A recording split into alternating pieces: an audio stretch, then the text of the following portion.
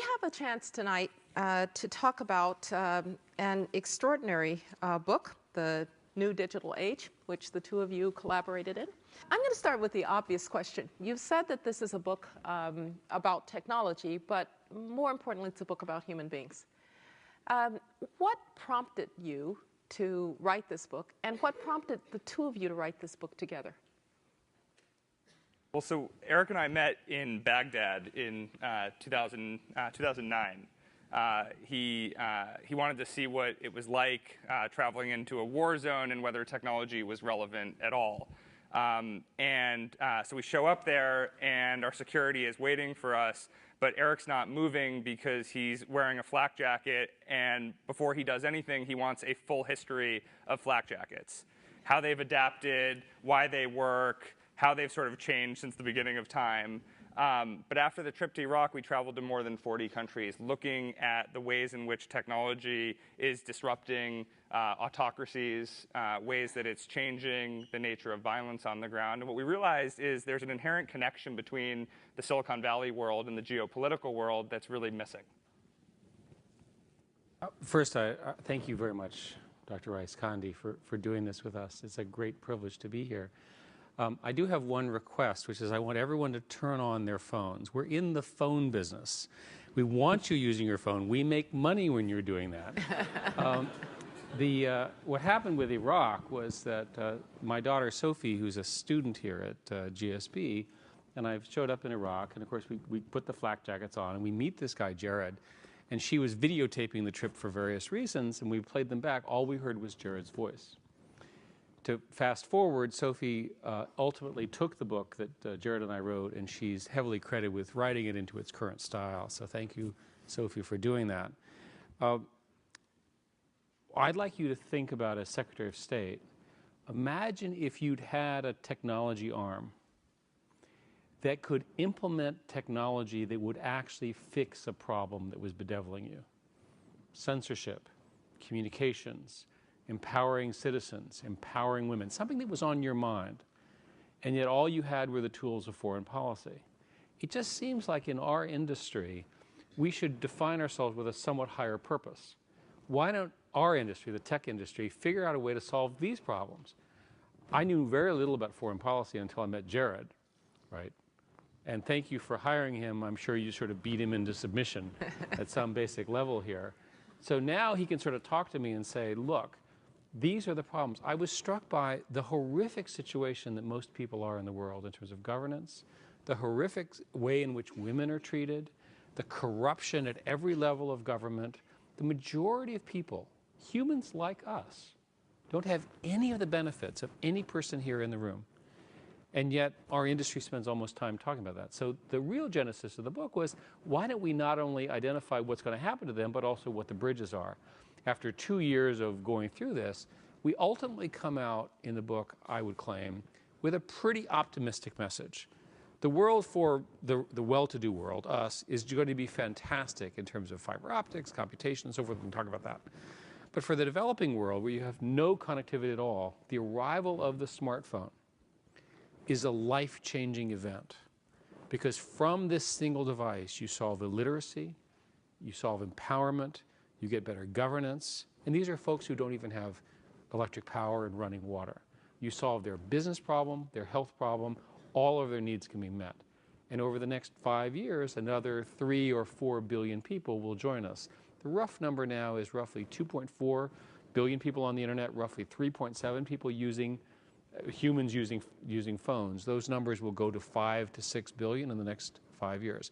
This transformation is life-changing for half of the world's population right in front of us. And Jared, let me ask you, because Eric rightly said you've spent time in the State Department, and so you know not just foreign policy, but the business of carrying out foreign policy. What Eric has described, is that going to happen in spite of governments, in spite of our government? Or is there a chance that governments could actually help to promote this more optimistic world? And what are the impediments to its being done? Well, I think it depends on which type of government. So of the 5 billion people who are coming online, most of them live in countries that are autocratic. And so there's a race between countries like the United States and those in Western Europe who want to see a global connected citizenry based on principles of the free flow of information, and countries like China and Iran and North Korea and others that want to see the world's technological infrastructure built with trapdoors, that want to see dissidents heavily surveilled and censored. And there really is an open question of who's going to win, right? So technology, it's inevitable that all these people will be connected, but there's a very important need for a human intervention to ensure that the connectivity that they're getting lends itself towards more democratic principles. Let me throw out a few country names and tell me how you think technology will impact those countries and the problems that they present for foreign policy. And I'm going to take foreign policy in this sense, not just American foreign policy, but let's just say countries that are more interested in an open, more liberal, more democratic world. So not just the United States, but countries that would be in that category. You went to one of maybe the hardest case that I can think of, North Korea. What in the world were you doing in North Korea? Did you see Dennis Rodman? He came afterwards. Yeah. Yeah. What was it like? But let's establish causality here. Yeah, right. This was Jared's idea. And I discovered, I spent a lot of time with Jared. I've discovered he's never been to South Korea. Can you imagine going to North Korea and never having been to South Korea? So once again, Jared and I, my daughter Sophie, we decided in our little merry band to go to North Korea. And my impression was, there's got to be something that we can do. They have a million cell phones, 22 million people. It's a very poor country with horrific governance, obviously. And maybe if we could just get them to turn on a little bit about that internet, we could begin to open up the country. The interesting thing is, and we met and they treated us well, especially given it's a repressive state. But most importantly, they let us out. And it's a country where there's only one decision maker. And the only way that country will open up without a revolution, which is difficult, is the leader decides that the country needs the information more than it needs the conflict that new ideas will bring. I think what we concluded was that all you have to do is to insert doubt in North Korea is a true autocratic state, true essentially, it's the last one. They really do believe from birth that their leader is God, king, religion, and so forth. All we have to do is get a little doubt in, and that country will fall over. Well, also to add to Actually, this, you need to tell them about the weird stuff we saw, like the trophies. well, so this is typical of Jared. So we go in, right? hang on. I have to set it up, and then you can describe it. So we go into this mausoleum, right, where they've got this guy embalmed, right? This is like a really big deal. And they take us to this trophy case, and he's got all these awards. Right, but from your laundry list of really problematic countries like Equatorial Guinea and Central African Republic. I didn't know that they were really bad countries. So you go there, and they have this big trophy case that they want to draw your attention to, and they have an honorary doctorate from an American university called Kensington University. They didn't let us have any connectivity when we were there, so we didn't want to be intellectually snobby and say we've never heard of it. So we sort of take their word for it. But what were the other countries?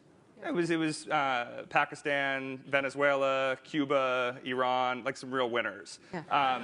And medals, plaques, gold. But this this Kensington University, we sort of took their word for it. And then we left North Korea and went to China, which we all know is a bastion of democracy relative to North Korea. And what's the first thing that we do? We do a little Google search of Kensington University, which was founded by a law partner at a boutique law firm in Texas who figured out that he could launder money by selling honorary doctorates to third world dictators.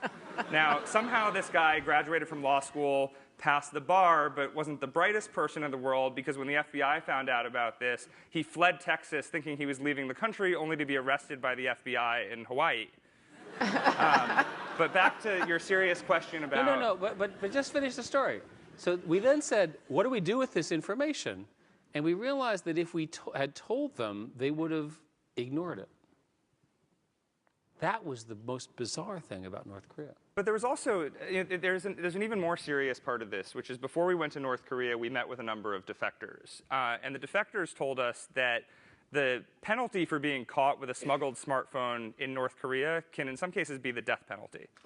And then they persecute 3 generations of your family, and people take that risk and then take it again to get a signal from across the Chinese border. So people like Eric and me, and really all of us in this room, we have no frame of reference for wanting access and connectivity so badly that we're willing to risk being shot for it. And so we wanted to go to the country that is so extreme that these are the consequences and understand what it looks like. And the conclusion, as Eric mentioned, is if you think back to the days of the Cold War, there were totalitarian societies, cults of personality, et cetera. In the future, you're still going to have autocracies. You're still going to have horrible societies. But the one silver lining in all of this is the totalitarian societies, the true cults of personality, have literally been eliminated by the internet in the same way that scientists were able to get rid of smallpox. Once North Korea changes, you'll never see a cult of personality again because the ability to create a society without doubt will no longer be possible. So there are societies in which you wish to instill doubt, like North Korea. By the way, my favorite story about North Korea is that some of you may know that I've taken up golf, and I really love it. Kim Jong-il shot 39. Right. That's very period. impressive. Not on the front, 39. And apparently it was so easy, the game, that he gave it up. So that tells you something about this regime. But so you've got the regimes like North Korea. You also have regimes that are more integrated into the international system, but are doing terrible things to their people. Is there anything that you see technology playing a role in alleviating, for instance, let's take the suffering in Syria at this point, where people, you talk about connectivity, but one problem is if you are a Syrian refugee, you have left everything behind that mattered to you.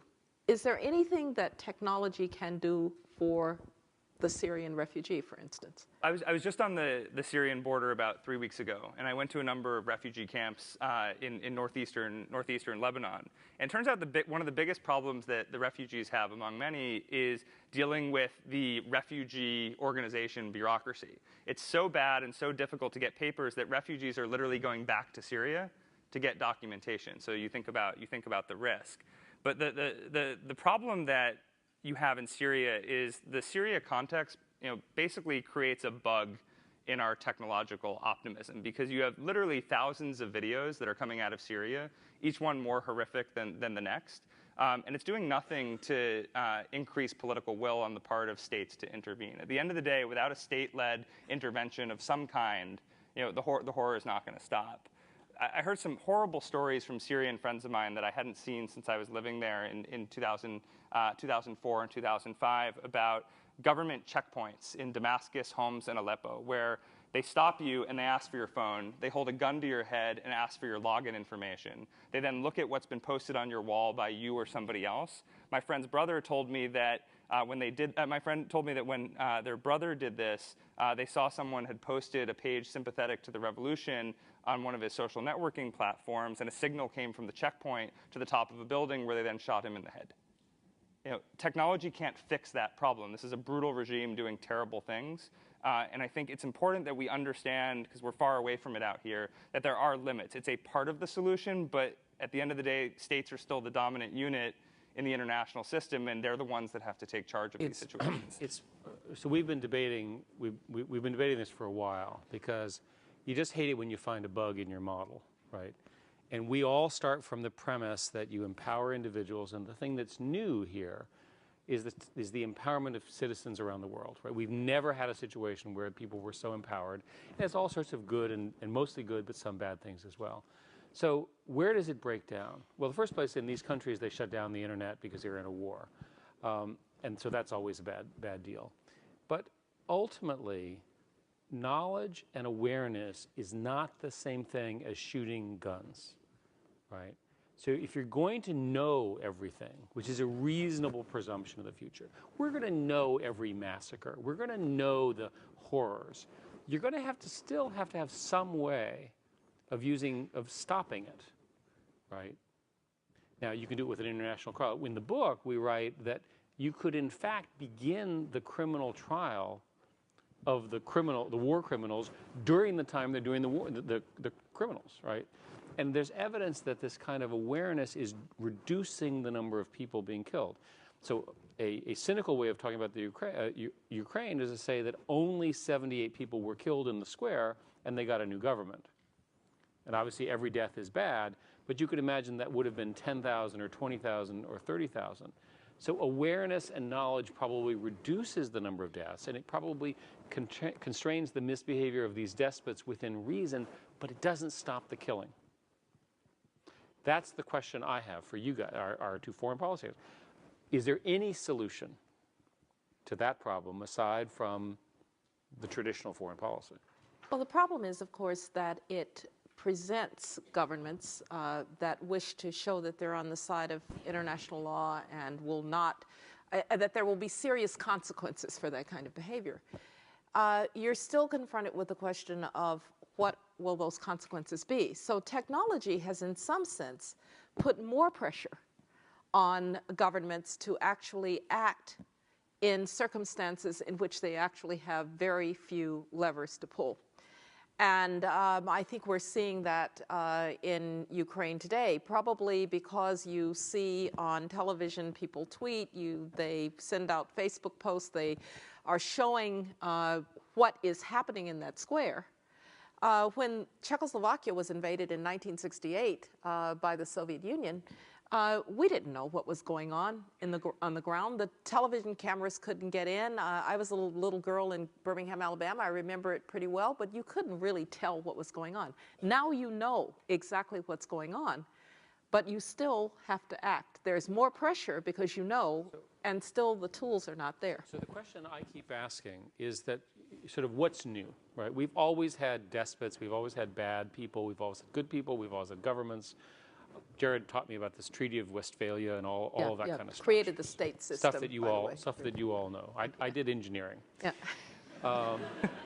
By the way, the people who created the Westphalian system did engineering too, of a different sort. Excellent. Yeah. So we believe, as a group, I think naively, that if you just empower the people with these tools, democracy flourishes. And in the book, we take you through what happens when you empower people. When we were in Myanmar, Burma, we're in this place called Inle Lake, and it's beyond beautiful. And some number of kilometers north of us, there is a terrible fight between the Buddhists and the Muslims. They have a lot of religious tensions in the country, which I was not aware of. And a whole bunch of houses are burned, people are killed. And I naively assumed that the internet had been used as a calming mechanism. They'd just gotten the internet, people could talk to each other, they could see that this was bad, it helped stop it. In fact, it was the inverse, that the internet was used to inflame tensions. It was used on both sides, right, to get them, they did this, they did that, and so forth, not unlike the radio stuff that occurred in Rwanda, which we also visited. So it looks like technology can be used for both good and bad. And Jared made the point that if you're an early stage society, you may not be able to really critically think about these new information so I call this a danger zone. And in the book we talk about this, that in these emerging countries what happens is all of a sudden all this connectivity happens, everybody's empowered, and God knows what's going to happen. Because they've not grown up with doubt, with choices, with different voices, and with an ability to choose among those with some critical thinking. And they've not grown up with institutions that can mediate between differing opinions, which leads me to probably the biggest question out there in terms of the international system and the role of technology and democratization and the like, China. Now, Eric, you have some special knowledge and experience with this. Talk a little bit about China, because everyone says China may be sui generis. It may be the one that doesn't respond to the trends that you are describing. Well, Jared and I were in November in a weekend meeting with the president and the prime minister of China, with all the mayors talking about their accomplishments, and we were among the Americans that were visiting. And it was remarkable to see the way they present themselves. It's a country of leaders who are engineers, analytic, numerical. They all had their objectives, this growth rate, we solved this problem. And they spoke with enormous pride of the lifting of people out of abject poverty to what we think of as lower middle class. They understand the middle income trap. They're growing at 7.5% and so forth. It's a perfect image that they portray. And good for them. They really have accomplished some amazing things. These are the same people who criminalized speech above 5,000 people by a blogger. That if you activate more than 5,000 people in some way, you can literally be arrested and shot. And of course, in China, everyone has 5,000 followers. So it's just because of the scale. So it really is a chilling effect. How do you rationalize those two? Well, one is that American firms are not welcome unless they're useful to China, right? So many of the social networks are blocked. YouTube is blocked. Google, after censorship that we thought was inappropriate, has largely moved to Hong Kong. But there are two things that are interesting about China that have emerged recently. Weibo, which is essentially a Twitter-ish replacement, and WeChat, which today you'd know as essentially a WhatsApp replacement. But what's interesting about these is that they're much more than what I described. They are the ways in which people communicate online, and they are heavily censored under these very, very arbitrary censorship laws, and people are in them all the time. But I came away with a sense that the Chinese government has finally met its match. That if you over here start talking through WeChat, which is a way of talking to your friends, but they're linked together, and then eventually it spreads to you all, and then it spreads to you all, and then it spreads to you all, and it eventually gets to 10 million people, a new idea, there's not enough prisons and jails to arrest all those people. So we concluded, and it was very clear in talking to the Chinese government, that they're at least aware of this possibility in the internet, and they're worried about the internet being used to sort of disturb the social order. And we'll see if this works. I personally believe that as long as they can grow at 7.5%, they can sort of do this. At some point, growth slows, and then all of this stuff comes to fore. And Eric, you remember on a trip we took to Beijing before the last one, we talked to a group of business people, journalists, activists, and they were very clear about one thing that guides Chinese society, which is people don't expect their government to be honest, but they do expect their economy to grow. And the moment the economy stops growing is the moment that the lack of honesty, the corruption, the censorship, all these things start to matter. Well, another example is in that same meeting, I was confused because the data that was presented was that there was a very large environmental activist movement using the internet with actual physical demonstrations against projects, and there were a series of such projects that had been canceled. Right, genuine outpourings of civil unrest in China, which is generally illegal. And the answer and I said to them, this is a country that spies on its citizens. They know your IP address. They know who you are. They take photographs of you. They can arbitrarily arrest you. Why would a person take that risk? And the answer came back to me. They looked me straight in the eye and they said, because you're killing my child. There is a limit. There's an absolute limit to what you can do to a Chinese family in a one-child policy. It's interesting that the same principle did not apply to North Korea. That's the difference between having the internet and not. Yeah. I mean, the Chinese are an example of legitimacy based on prosperity, right? And the question with prosperity is you keep chasing it, it gets harder and harder because people's expectations keep going up. But I wonder about the role of of technology, the internet, information, just information. So, for example, pollution in China, environmental degradation, is a hot political topic in China, and people can walk outside of their apartments or wherever, and they know they can't breathe in Shanghai or Chengdu or whatever. And for a long time, the government was giving a pollution index number that clearly didn't bear any resemblance to reality. The U.S. Embassy started publishing a number or putting a number up, but there's also now apparently an app that you can buy that will measure the pollutants.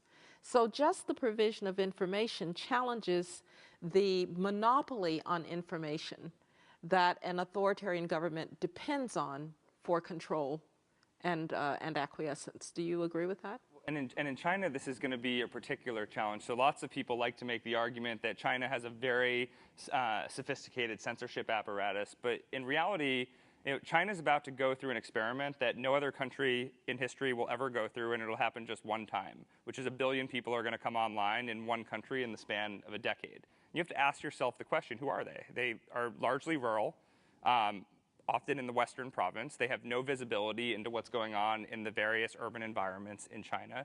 And so the reason this is game-changing is the grievance of one city has the potential to scale to a grievance across all cities. It's that sort of visibility into other Chinese communities' problems and challenges and grievances. And so the challenge of these complaints and these frustrations scaling, even the Chinese themselves have no idea what that looks like. It's a huge wild card for them. The other thing that they're doing just to do everything they can to hedge their monopoly on information is they're literally trying to build spheres of cyber influence by building out the technological infrastructure of other countries. And because they have a blurry line between public and private sector, it's their own form of foreign assistance that no other country seems to be able to compete with.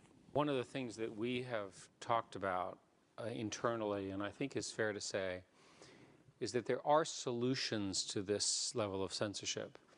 A combination of public key cryptography and a whole bunch of new inventions, which we can talk about if you're interested in, make it possible to imagine that in 5 years, maybe a decade, it will be impossible for countries like China to keep their citizens in the dark. They would have to rely on other means of oppression. But the traditional blocking the information through a firewall, restricting access, looks to us like we can stop that. I'm going to ask that we get ready now for the audience participation part of the discussion, but I want to close with one last question, which brings us back from China, North Korea, and others into the United States. One of the most controversial issues that we face here in the United States, where we do have strong democratic institutions and the like, has been the question about privacy, technology, security, the fight against terrorism and the like. That has been the subject of discussion about the role of surveillance, the role of NSA, the Snowdens, the Bradley Mannings of the world. How do we think about the impact of those events on how governments may view technology, how citizens may view it, and the relationship between the two? So let's distinguish between governments and companies, and let's talk about governments. I worry about governments collecting large amounts of data on their citizens, and not for the reasons that all the nice civil libertarians in the room think. I worry because those large databases will be leaked. Because one of the other things that's new is the ability to do this large-scale bulk data leaking. It used to be, if you look at the previous leaks, that they were essentially limited by the rate at which you could make Xerox copies, of things. This is sort of a physical component. But it appears now that it's possible to steal 1.5 plus or minus million documents with a little bit of work from Hawaii and then put that around the world. This is really a new problem. And governments naturally collect data on their citizens. Your phone knows exactly where you are because the E911 services are required by law to record where you are. Now, thank goodness that information has not been leaked. But the fact of the matter is the databases exist. I'm not particularly sure I think we want that stuff leaked, generally available, and so forth, let alone subpoenaed, used in courts, and so forth. Now, we debated the Snowden case at some length. Traditional foreign policy people and people, especially in the East Coast, are very, very negative on Snowden. The West Coast tends to be more, shall we say, positive. And the view of Snowden appears to have changed over the year to be somewhat more positive from an initial very negative view. But the fact of the matter is, I just don't think we want to encourage bulk data leaking. Right? Even if it had a good purpose, who appointed Mr. Assange or Mr. Snowden be the person who made that decision? It's not a good way to run your society. So in the book, we basically say there's got to be some other way to deal with government misbehavior and so forth. But the other thing we say very clearly, and indeed in the current issues around the NSA surveillance, I'm happy that we know that the government was doing this. I think in democracies you should roughly know what the government is doing. It's not really a good idea for them to be collecting all this information because somebody else will leak some other part of it. And just to add to that, there's a few other dimensions of this. Eric and I, in research for the hardcover version of the book, we spent 5.5 hours interviewing Julian Assange while he was under house arrest in the UK, trying to understand technologically what he was trying to build and what he thinks he might be able to build in 10 years. And we came to the conclusion that Eric mentioned, which is, the problem is who are these people to determine that they're the ones anointed to make a decision about what should be public and what shouldn't. But it's actually even more complicated than that with bulk leaking, because there's no way any individual can read all these documents and even make an informed judgment about what kind of harm they're going to cause. So we actually wrote our position in the book, and you'll read it. And from the safety of his new residence in London, Mr. Assange wrote a scathing critique of us and our view, saying that we were puppet masters for the tech elite. And of course, he leaked our interview. And he leaked our interview. So, which you can also read online. What did you expect? Yeah. So my point here is, I think this information is being gathered, maybe for good purposes or maybe for not. But if you're going to gather that information, you better have a really good idea of how it's not going to get stolen, it's not going to get bulk data leaked, and it's going to be protected, or maybe you shouldn't do it at all. And I think that's ultimately, I think, where we come Let me just, but of course, it's not just a problem with government. Lots of people collect data on you. As a matter of fact, I would dare say Amazon probably knows more about you than the U.S. government, and they care more, right? Because the NSA actually doesn't care what you said to your grandmother. Amazon does, because you might buy something that you discussed with your grandmother. So sometimes I think we have to recognize that one of the problems, your point about bulk data leaking is an important one, but democracy is always right at the edge of chaos. Right? It's a disruptive system where people can say anything. It's a disruptive system where we're always overthrowing governments peacefully. And we depend on institutions to moderate and mediate those disruptions. And if individual citizens are deciding, rather than the institutions of government, in the case of the United States, there are 3 separate co-equal branches of government, then you've got a chaotic environment. And I think that is part of the problem with the Snowden. Well, also, and then you add the celebrity factor to this, yes. Right? I mean, that to me, if you look at the progression of leakers in the past, and then Manning, and then Snowden, these people are becoming more famous over time. And as we talked about backstage, it lends itself towards copycatting. And I think your point about this not just being a government issue is also important. What happens the day that somebody at a major law firm in the United States decides to bulk leak a bunch of information? What are the consequences of that? And then there's another issue about what all of this means for the future of the intelligence community. One of my mentors is Frank Carlucci, who used to be deputy director of the CIA, among other things. And he said to me what must have been 10 years ago that the challenge the CIA has is it's becoming increasingly difficult to keep a secret.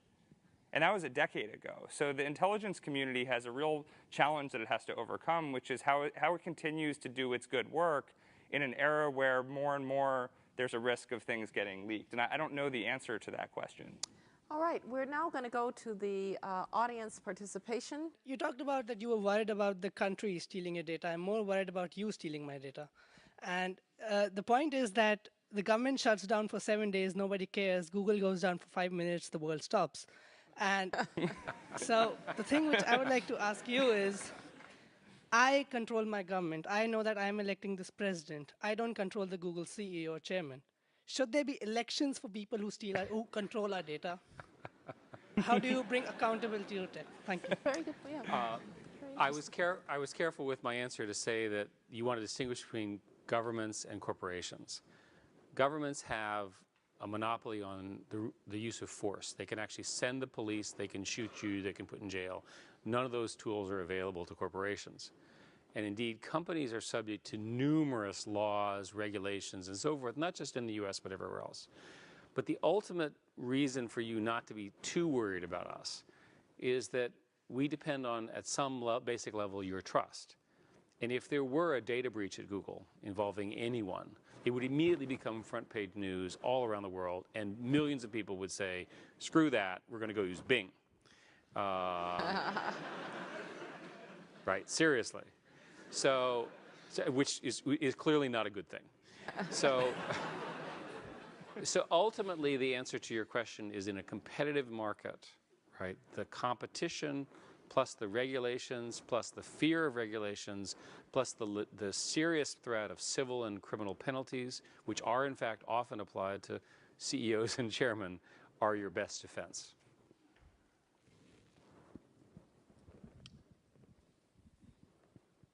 Okay, right. Hi, my name is Malin. I'm a senior at Stanford. I think there's a sort of a large current of dissatisfaction with the government here in Silicon Valley, and you also spoke about technology sort of as a way around traditional foreign policy mechanisms. But in the end, Google is part of America, Google is part of a democracy. So how do you view Google's civic responsibility, both here and abroad? So I had a very interesting mind shift that I had to experience when I went from the State Department to Google, because I was used to talking about a foreign policy. When I got to Google and everybody told me there was no Google foreign policy, it's a global company that's defined by a mission and a set of values. That's a really different way of thinking about things than when you're in government. So when you, part of the reason at Google we've taken on this mission of free expression is it's something that makes sense for us as a company, and it's an issue that we can get behind that might sort of inch right up to the line of being political without favoring, say, one specific government, right? At Google as a company, we stand by the free flow of information, and we should stand by that everywhere from the United States to Pyongyang. But it's, there is this just because Google is headquartered in the US doesn't mean that it's exclusively a US company. Google's basic answer is we are in favor of an open and free internet for every human being on the planet. And remember that that strategy is also self-serving to our shareholders, because eventually they will become Google users, and eventually they'll have monetization, and eventually they'll have credit cards, and eventually they'll have advertising. And because we have the benefit of time, we're willing to wait for the 20 years or 30 years for those consumers to become rabid Google advertising fans. So it's in our self-interest, but it's also the right thing to do morally. So my name is Jawad Nabulsi. Actually, maybe one of the victims of the technology. I was involved in the Egyptian revolution. And it's amazing what you said. It's just, you said what's on my, what I wanted to say is, there's a lot of responsibility with technology. I mean, the revolution happened. We didn't expect, the regime is going to change. It's been 3 years. What happened is the aftermath. I feel there's a lot of responsibility on us to actually have this work. And there's responsibility maybe on you to help us make this work. And I started an NGO. I moved to one of the largest slum areas in Egypt. I actually had a visit from one of your VPs, Mohammed Gaudat, one of the amazing guy. And I felt that why not we create a successful model, right, of revolutions that are happening, or technology that makes a big change and is sustainable and continues. So it's not a matter of maybe, okay, you travel around the world, but why don't we keep on and following up? I mean, we feel we're left out. I mean, most of the revolutionaries now are in jail or they're outside of the country, but why?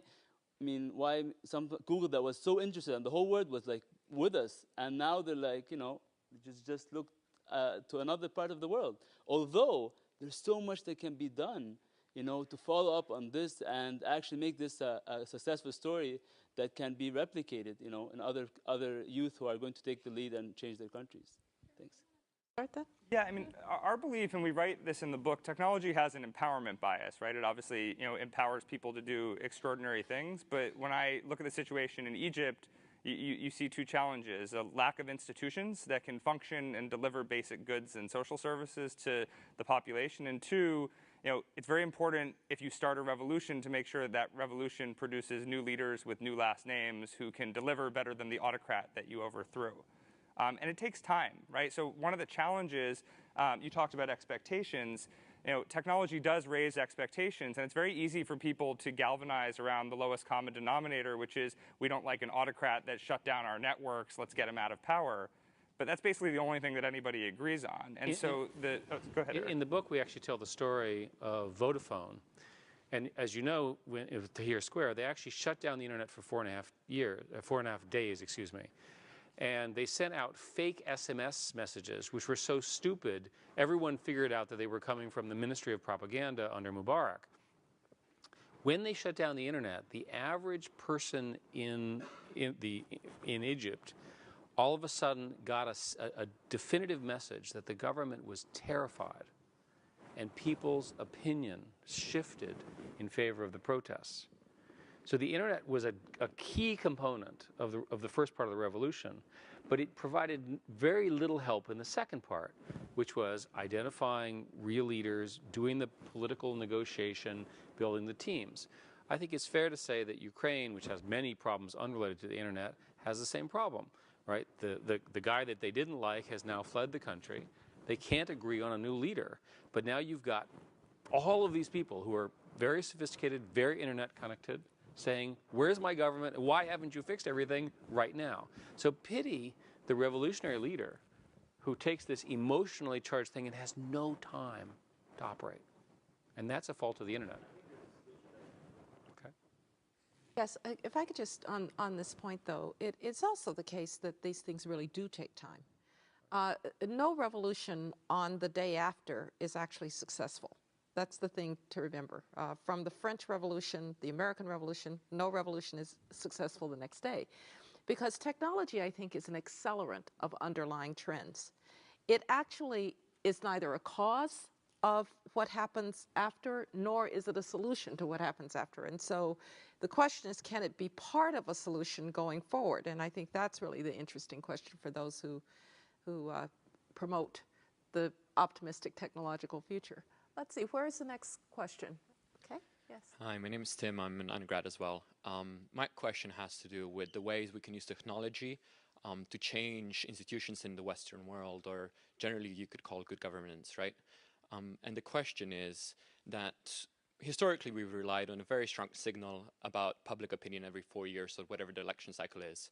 We can imagine technologies nowadays allowing decision makers to get a very strong signal about what its populace wants quite immediately. How do you think governments can harness that technology in their decision-making process, and how should we change institutions given that we have this technology as a government? Well, I mean, the natural thing that technology does to politics, say right here in the United States, is it makes it all more transparent. Now, that also comes at a cost. It generates a lot more noise. I mean, I think, you know, this isn't an answer to your specific question, but I think there's a fundamental problem in the American system that you can relate to technology, which is it's scaring all the young people and future leaders from ever wanting to go into government. Because everybody posted stupid things online at an age before they were aware of the long-term consequences. And so there is we're here at Stanford, smartest people in the world. I'm not just saying that because I went here. Speaking as a Stanford graduate. But, you know, it's... I knew we'd get back at Cal sooner or later during this conversation. There is a responsibility that all the students here have as people who are going to graduate and go on to lead the world. There's a responsibility to make sure it's not led by the leftovers. And that means that there do have to be a set of brave young people who decide, you know what, maybe there's a risk associated with a life filled with transparency, but you know, we're going to be part of the few brave souls that get out there and decide that despite the consequences of that, we want to lead. Okay, could I just on this point though, because I want to make an argument, a provocative argument, that actually this is a place that technology is partially to blame for the institutional gridlock that we see in Washington, and actually it's true in lots of democracies, but let me make the American case. I'm going to date myself now, but when I was a kid, I grew up watching the Huntley-Brinkley report with my parents every night. That's how we got our news. Some people watched Walter Cronkite, some people watched Howard K. Smith, but that's how we got our news. Now, and so basically we had the same news source. Now I can go to my blog, my cable news network, my aggregation sites, and I can never actually encounter the views and opinions of somebody who thinks differently, right? So we've balkanized information and news in a way that I only have to listen to people who think like me. When you only listen to people who think like you think people who don't think like you are either venal or stupid. And that then gets reflected in the polarization of politics in Washington. So actually both the speed of technology and its balkanization has contributed to the inability to govern how do you react to that? I think we completely agree with what you said, and and to further support it, I'm good friends with a Republican senator from the South, and I'm visiting him, and he had just narrowly escaped a brush with the Tea Party. And I said, how was the campaign? And he said that it got so bad that on his mirror in the morning at home, he shaves and he wrote in lipstick or whatever you write on mirrors, there are cameras everywhere, everyone is watching you, you're always recorded, keep your mouth shut. Okay? This is a senator. This is not some random person. And I worry that, so the way to answer your question is, what do we worry about in democracy? And I worry that there's been a loss of what I would call deliberation. In deliberative thinking, there are some problems that cannot be solved in an hour or a day. They require sophisticated political leadership, lots of time investment, lots of discussion, sometimes behind closed doors. And we're losing that opportunity. Great leaders probably emerge from that cauldron. How will the new great leaders emerge? I don't know. Yes. Thank you. Yes. Andre Broida, I'm a former colleague of Eric yes, and hi, Jared. Andre. Nice to see Yeah. you. Thank you. Yeah, I wanted just to support the point raised by Condoleezza Rice that there is what you call in your book confirmation bias, that people tend to absorb opinions similar to their own. And we see to a large extent that in Russia those days, which is another contradiction of a wired population that still believes into what they see on television. Yeah, but I have a couple of different questions. You write in your books that anonymity nowadays can translate to something like irrelevance. Did your opinion evolve since then? I remember we had a lot of discussions at Google when we started Google+, whether people should use their real names, and how do you see this in current developments of the internet? And second, how does Google or other companies take advantage of recent technological progress in cryptography? For example, random number generators that are working on quantum effects and quantum computing. So let me answer both of those quickly. There's evidence that people online, when they're anonymous, say things that they would never say in front of a human being or if their name was. So I think it's important to allow such speech. Certainly you don't want to ban it, but you might want to favor identified speech over unidentified speech, because the consequence of libel and lying and so forth, you're more likely to be truthful if you have a face and a name and a responsible, roughly speaking. So ultimately, since Google views everything kind of as a ranking problem, I think that's how I would rank most of it. I think it's important to allow anonymous speech, but it's also important to understand that sometimes anonymous speech is not actually true because people just sort of make stuff up and so forth. There's no consequence to lying. On the question of cryptography, after the NSA revelations, one of the things that the Snowden documents showed, and we believe are true, that the GCHQ had put a pipe essentially between our data centers and had undone what you know as the Stubby protocol. And we view this as a significant violation inside of the trust and innards of Google. So we used very complicated and very powerful encryption now to essentially make it impossible to do that. For the technical people in the room, it's 2048-bit keys with perfect forward secrecy. We rotate the keys on every transaction. So it's essentially, we believe, impossible, even with modern cryptographic tools, to break that. It's possible that the NSA has other mechanisms inside, but we certainly don't know of them, and we've certainly done everything we can to prevent it. If the government wants information from Google, the government should follow the law and follow the FISA court, which was set up under Patriot Act 1 and Patriot Act 2 for these purposes. Right. I see. Oh, yes. Go ahead. Yes. Hi there. My name is Dustin Boyer, and I'm a former Google employee, so it's actually nice to see both of you again. I'm sort of fascinated that you guys seem to be so against leaking, because it was the Snowden documents that actually showed that there was this huge issue with data centers, and that so much of Gmail had been compromised, and that the NSA had then in turn gone on to use that information to spy and infiltrate activist groups. So my question to you is, if not Snowden, then who? Because obviously the NSA has no incentive to reveal this type of information. And in the book, we actually talk about this at some length. So the problem here is if I say yes to the Snowden thing, what happens when there's a copycat that isn't as judicious about the documents that get leaked working with The Guardian, and people start getting killed and seriously made in danger? And it's not at all clear to me that you could read the million documents that you're leaking. So to trust any individual with that kind of empowerment is of concern. So it was certainly helpful to know about it, but it would be much better if we could have known about it without the downside dangers of the kind that the leaking implies. My name's Projal. I'm an MBA too at the GSB.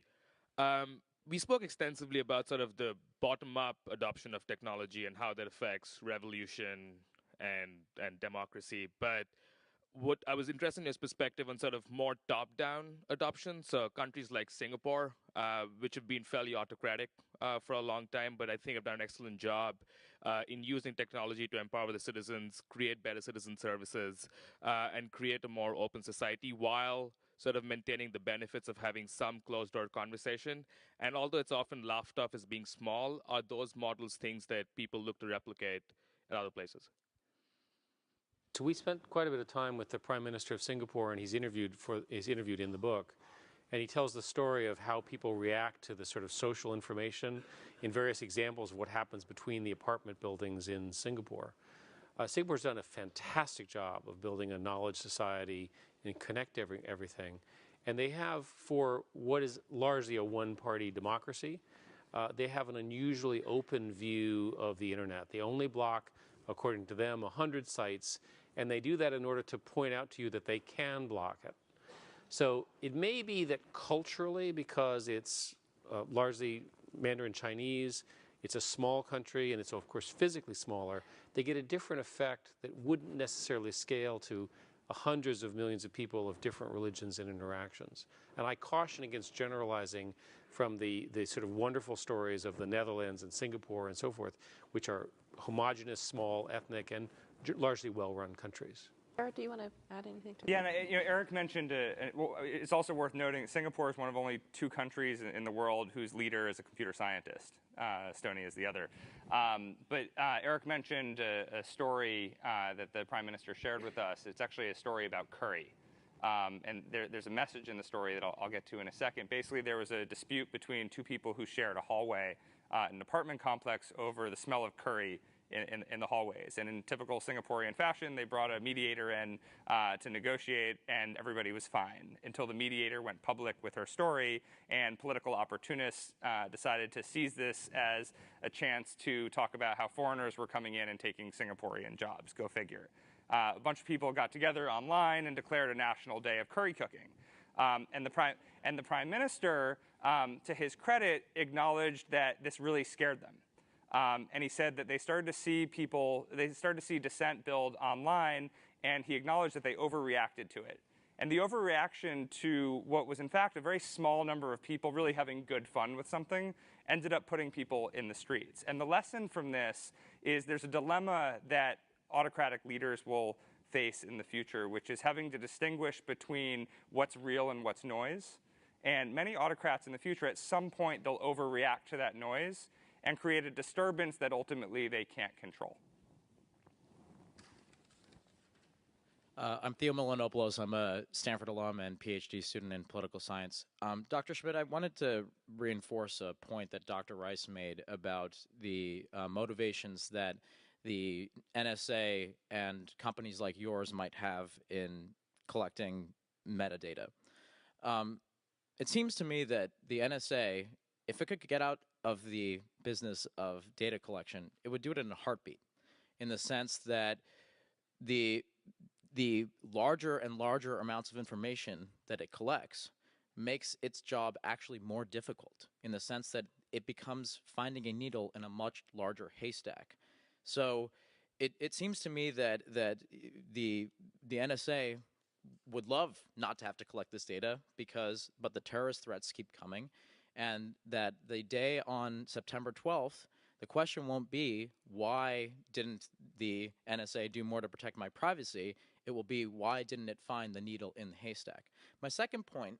Can I actually respond to this? Sure. In the book, we actually make your argument in the following context. We say that in the fight between hawks and doves, the hawks always win, because the downside risk of a small terrorist act and the if you will, the loss of diversity and fear and so forth that comes with everyone being slightly worried about being surveillance, the doves don't have the standing. It ultimately is an asymmetric outcome. I disagree a little bit with the way you phrase that, just as a matter of computer science. Modern algorithms are capable of doing extraordinarily subtle things with large data collections. So, for example, the metadata that consists of the phone numbers you call is highly, highly interesting to a whole bunch of computer scientists who want to figure out who you are, who you're associated with, and so forth. So it's highly valuable to the NSA, which is why they did it. I'm on the task force for the White House trying to figure out what to do with this data, by the way. And the president has asked that it not be stored by the NSA, but be stored somewhere else. Well, there is not agreement on where that information should be stored for the reasons that I outlined. Sure. Go ahead. And just because we touched on the question about how to get to a more elevated political discussion on these issues, I don't really like the labels of hawks and doves because I don't necessarily think that that's the right axis to think about. I think, the question is, what level of risk are we willing to tolerate in American society? And that's something that should be debated. But I'm not entirely sure how that debate can happen. We shouldn't have to, I think, rely, and I think you would agree with me, that we shouldn't have to rely on the compromising of our sources and methods, analysts out there that are trying to defend the United States in doing so. But let me get to my second. We're going to have somebody else make a comment. So, yeah, great. Yeah, do you want to respond to the last point at all? Well, I think we agree that there's a need for a debate, and we've said, whether one, regardless of what one's position is on Snowden, it's useful to have this conversation about transparency. And until recently, we weren't able to talk about what percentage of the overall requests we get from government are related to national security. So there actually has been progress on this. An example would be that it was illegal for us to say the number of national security requests we got. The government just changed this rule, so I can now tell you that we get them less than 10,000 per year, which, given that we have a couple billion users, is actually a calming number for most people. So I disagree. I think I disagree with all your points. So in the spirit of yes. Yeah. But just to answer, yeah. I think that it's in a democracy, we write this in the book, democracies will have these debates and they'll find the point, right, between our different views. In autocracies, there is no such debate. Yes, right here. Yes. Hi, my name is Alex. I'm a third-year PhD student in engineering here at Stanford. I have a question about the potential for crowdsource funding to inflame violent groups. And I'm thinking specifically about an article I read recently concerning Syria, which you'd brought up, which were certain very radical groups that are fighting Assad, but that the U.S. doesn't want to gain power, and that are being funded through crowdsourcing in other Arab nations. Saudi Arabia was one of the ones that was mentioned. And I think of the Irish conflict with the IRA and how money came from America back then to support activities, some of which were terrorist activities. But it was very hard to do that back then, and now it's getting much easier for someone sitting in their house to support a radical organization.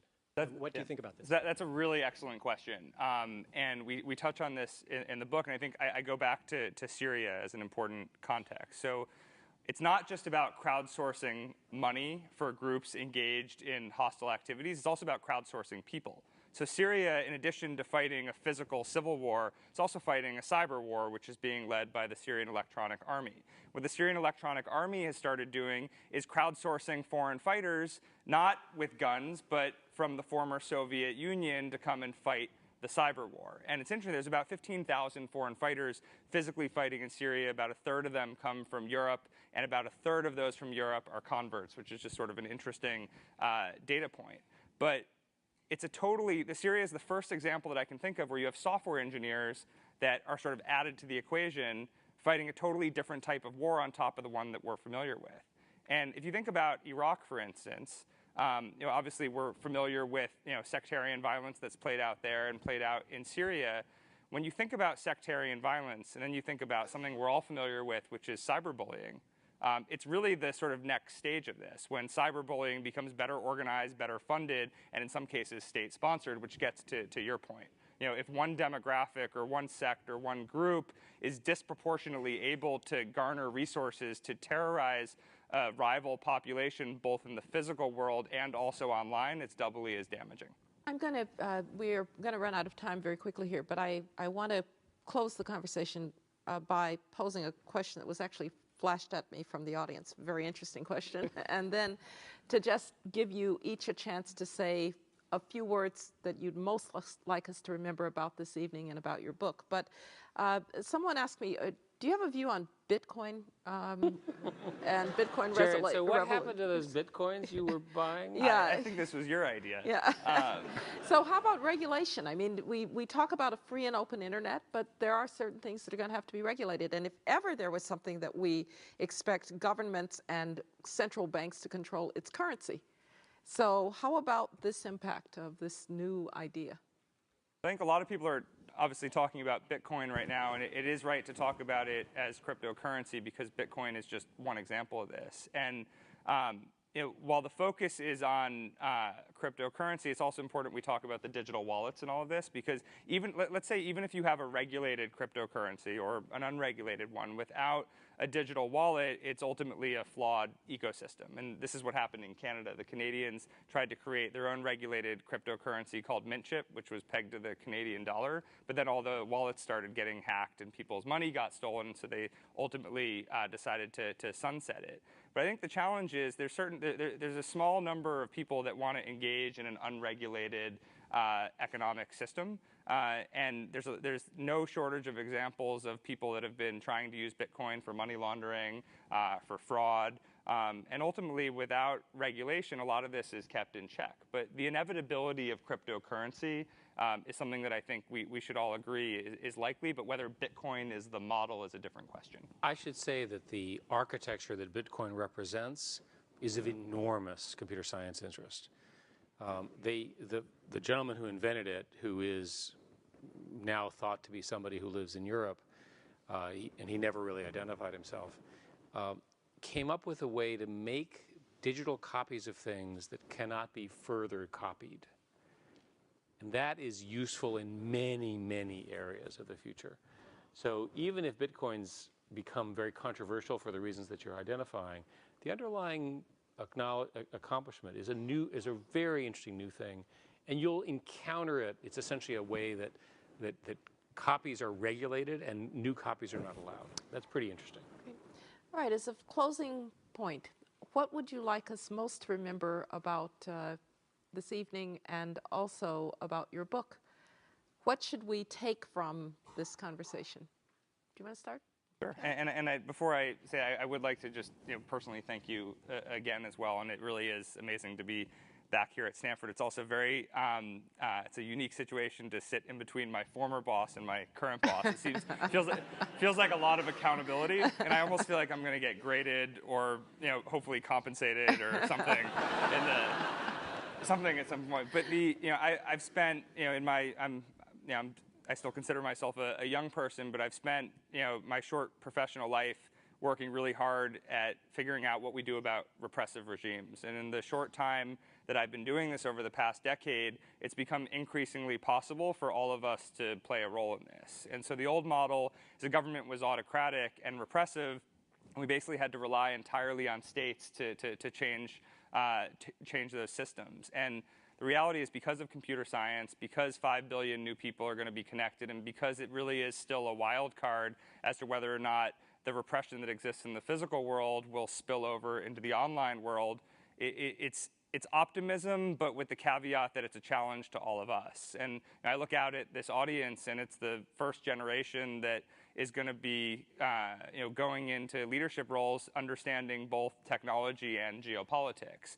And so not only is there sort of this short window of time to figure out how we end repressive censorship and repressive autocracy, but the timing coincides with probably the people who are best positioned to deal with this. Kandi, I think it's a great honor for both of us to be on the same stage with you, and with the sort of you as the exemplar of service to our country and to the world. But I also want to thank you for taking young Jared and turning him into my partner here. We've learned a lot together. And in putting the book together, what we tried to do is to lay out what will happen over not just 1 year, but over a 5 or 10 year period. And so far in the last year, pretty much everything we talked about has occurred in one form or another, although not necessarily by name. So what I conclude is we have roughly the right architecture, but we now don't know exactly who the players will be. And that will be a lot up to the people who discuss this, the people who decide, who debate it, and who understand the consequences of it. The issues around empowerment, bulk leaking, encryption, state actors, government, so forth and so on, they're not going to go away. These are new problems. And I would argue that, and what's nice about sort of finishing the book tour more or less here in California over the last year, we're sort of done with this segment of work, and you guys can read it and see what you think, is that the people who grapple with these issues, it's now your turn,